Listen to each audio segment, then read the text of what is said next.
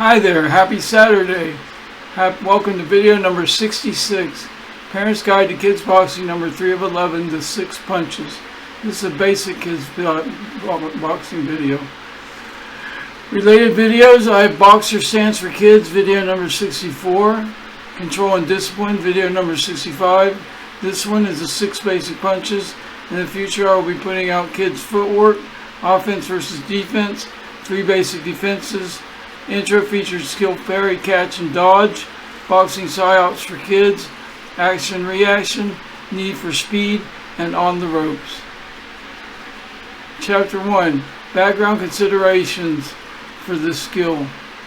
I'm Oscar. I'm in my 25th year of teaching now. I'm a boxing educator. I'm not a therapist. I'm not a doctor. I'm not a sports medicine person. Just want to be very clear about that. I educate people. I'm hailing to you from Albuquerque, New Mexico, where it's hot as heck here in the summer in August. So, some people ask questions when I first talk to them. How many types of punches are there? There's really 3 types, but 6 punches. Are you confused yet? If you don't have any knowledge, you probably will be. And we're going to get into that when we get into the demonstration part, where I go over and do the boxing demonstrations. Why there's 3 types, but then there's really 6. And then there's a whole multitude of variations on top of that. So there are thousands of punches, but they're all based off of 3 types of punch. Effects of this 6 punch training. It will help your child to distinguish right between left, and in other words, how right distinguishes and coordinates with the left side of the body. And it helps action and reaction decision making. Chapter 2, Do's and Don'ts of Teaching Kids the 6 Punches. In general, do provide safety gear, teeth guard, head protector, and gloves. I know when I was younger, I wasn't big on, neither me or my parents were big on safety gear. But one wrong punch or one wrong fall can ruin that beautiful smile of theirs. Or send on a trip to the clinic, the quick care clinic, which can be very costly for some people. So it's better safe than sorry, I think. And the safety gear doesn't have to be from head to toe. I'm talking about teeth guard, head protector, and gloves. And these things are fairly inexpensive. Teeth guard you can get for like $2 or $3. Head protector you can probably get for $8 to $12. And the gloves you can probably get from $8 to $15. The don'ts in general. Don't allow too much sloppy punch form in their work. Don't get away with too much. Sparring. Don't. Freestyle spar the majority of the time. Please don't let them just freestyle spar the majority of the time while they're training. They should have focused skills established for each sparring practice. In other words, when they start the sparring.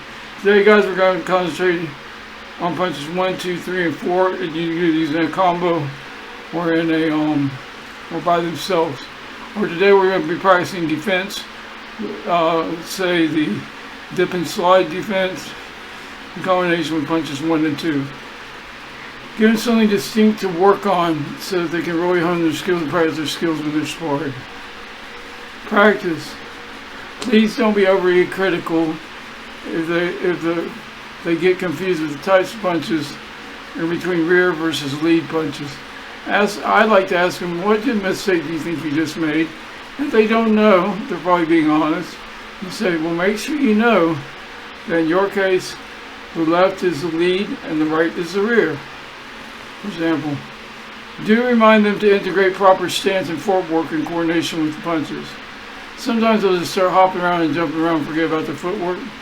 We don't want that, or they'll forget to go back to their default stance. Safety, we already talked safety. Drill calls. Some boxing trainees prefer drill calling to be the punch names. Some prefer numbers.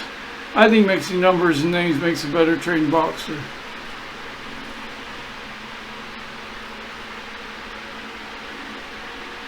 Chapter 3, possible benefits of learning the 6 punches. Attention to detail using proper punch form. Action and reaction engagements, which means left or right, or which punch to use in what circumstance. Cross-body gross motor coordination and use Gross motor are the big muscles that we use, like arms, legs, and neck. And they learn to listen and respond to drill calls. Chapter 4. Now we're going to practicing with 6 punches. So if you can give me just a second, I gotta switch cameras and move over to the boxing bag.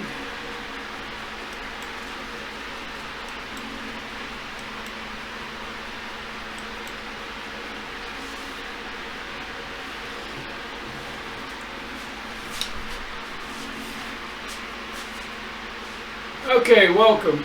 As promised, we're going to go over the 6 punches.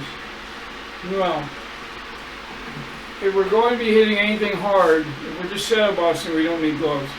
If we're going to hit anything hard, you want to avoid microfractures in the hands. They might not hurt at the time, but they will hurt later on, especially when it gets cold and moist in the air, and then as you get older. So avoid microfractures. Use gloves if you're hitting anything hard.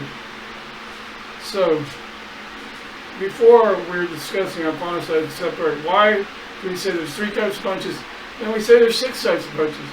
Well, there are 3 types of punches. There's the straight, whether you use your left or your right hand. Straight punches make a straight arm. Then there's the hook, makes a 90-degree angle. Hook punch. And then there's the uppercut, which comes from the bottom, power comes from the bottom and up. So we have straight, hook, uppercut. Each one of these 3 types of punches has a million variants. Each one of these 3 types of punches also has a rear and a lead.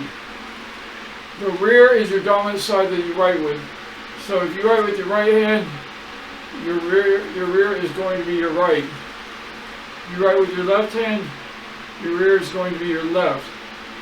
So what does that mean in boxing? Your number 1 punch, your lead punch, can be your weaker hand. Most people, that's the left hand. Number 1. Number 2 will be the right hand. So all the evens will be lead. All the odds will be lead, and all the evens will be rear. So when we do this, the first 2, number 1 and 2, the straight punches actually have separate names. Number 1 with the lead hand is a jab, jab, jab, jab. Number 2 with the rear hand, your dominant hand, is a cross, cross, cross, cross. I'm doing it softly. And then there's number 3, the hook with the 90-degree angle and the bend in your arm. Number 3, lead hook. Number 4, rear hook. Number 5, lead uppercut. Number 6, rear uppercut. So to repeat, each of these has a lead and rear hand. Number 1, straights, hooks, and uppercuts have a lead and rear hand. For now, these punches can be low or high. We can get the angles another time when you get more advanced in boxing.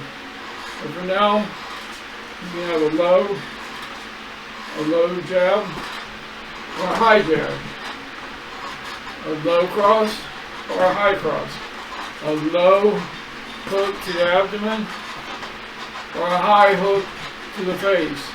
There we go. Uppercut, usually they're high, but you can give them in the abdomen to knock the wind out. Low uppercut, high uppercut. High uppercut is usually what we use for a knockout blow. And a hook can take the sass out of them pretty good.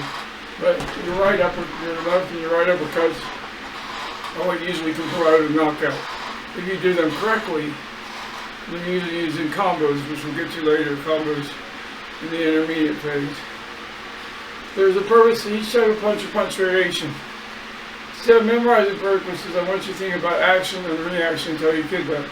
So if you're going to do, and I want to distinguish here a little bit with variation, a light jab. If you're defending yourself, and you're doing a light jab, you want that guy to get away from you. You're pushing him away. Do a heavy jab, that's going to knock him back. You don't want to waste energy, for example.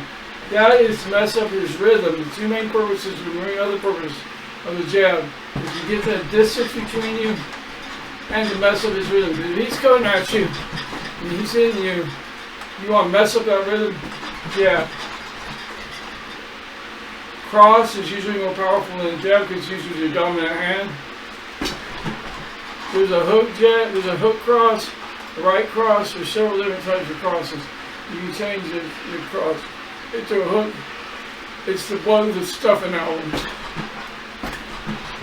And if you have the advantage and they're going down, you use it as a knockdown punch. Hook, take the wind out and low, or make them dizzy and spin using the high. Uppercuts, want to take the air out of their cells. Low uppercut, want to do knockout, high uppercut. Boom! They go flying. So each one of these punches has a purpose. Each variation has a specific purpose, but we want to do variations yet. Please teach them the basic 6 punches first, then we'll go into variations. Make sure they're using proper form, please. Because if you get sloppy in the beginning, like a boxer gets sloppy in the beginning, he's going to have to take more time to fix that sloppiness later on down the line. Straight arm, 90-degree hook, 90-degree hook. Uppercut, you're going up, it's literally uppercut, straight up. Make sure that's good form. And you don't have to be perfect every time, but we want perfection most of the time. So thank you for being here. I hope this helps. Please consider liking and or subscribing me. Every subscriber helps. Take care. We'll see you next match.